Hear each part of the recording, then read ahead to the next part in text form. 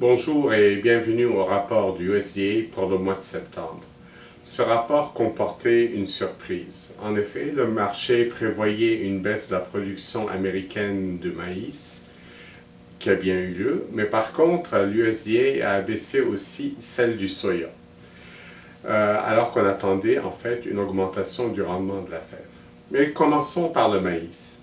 La superficie baisse d'1,2 million d'acres pour s'établir à 88,6 millions d'acres.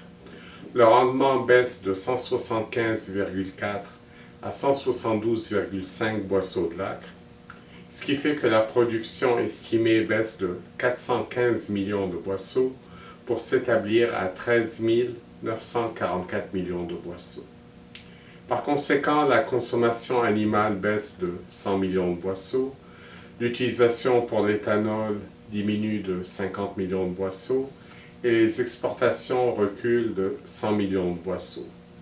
Les stocks de maïs en 2023 baissent de 169 millions de boisseaux pour s'établir à 1219 millions de boisseaux, comparativement à 1525 millions de boisseaux en 2022.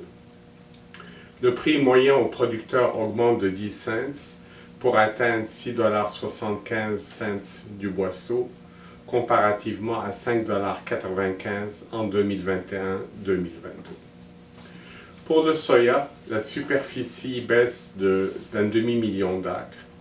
Le rendement donc recule de 51,9 boisseaux de l'acre à 50,5 boisseaux de l'acre, ce qui fait que la production diminue de 153 millions de boisseaux pour s'établir à 4 378 millions de boisseaux.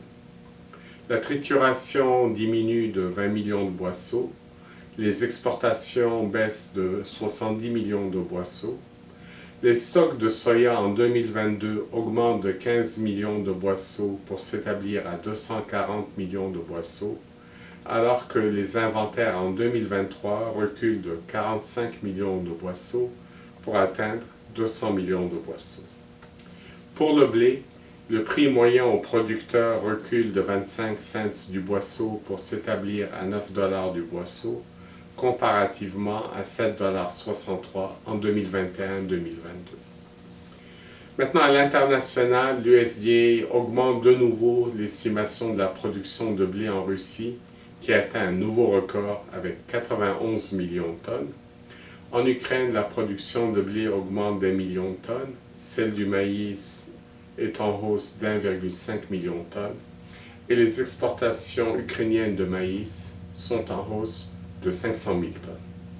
Finalement, les importations chinoises de soya reculent d'1 million de tonnes. Voici ce qui conclut donc notre commentaire pour le rapport de septembre. Au plaisir de vous retrouver en octobre.